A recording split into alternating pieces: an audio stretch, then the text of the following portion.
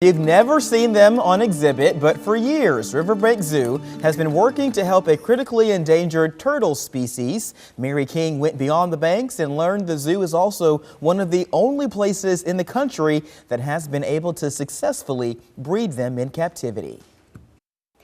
The species is called the Sulawesi Forest Turtle and is only found on the island of Sulawesi in Indonesia.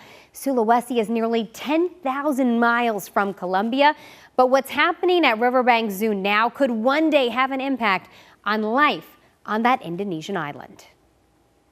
Anytime you're in an island situation, that species is in danger of surviving because of the demands on that habitat. And there are many unknowns about the Sulawesi Forest Turtle. The species was discovered just 25 years ago, not long after it was deemed critically endangered during the Asian turtle crisis.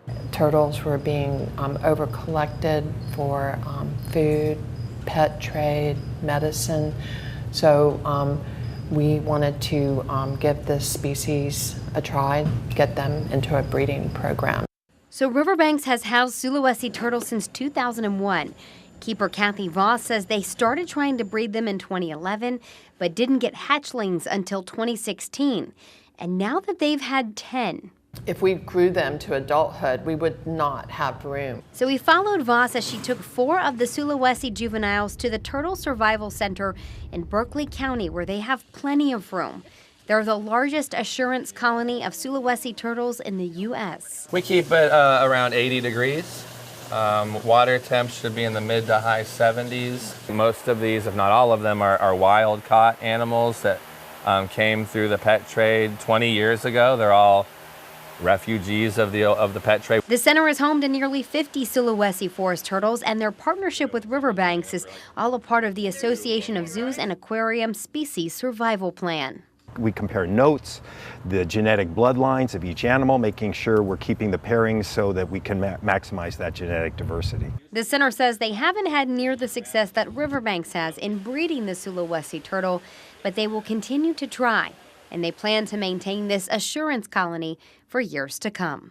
We're trying to be proactive and not wait till there's only 100 left in the wild, and so this is a priority species for captive management. To put in perspective Riverbanks' success in breeding these turtles, Hagen says only 7 institutions and 6 private individuals worldwide are known to have bred Sulawesi turtles in captivity. Riverbanks has had 10 hatchlings, and the Turtle Survival Center has had 1. Hagen adds it's unclear how many Sulawesi turtles are still in the wild, but they are still listed on IUCN's red list as critically endangered.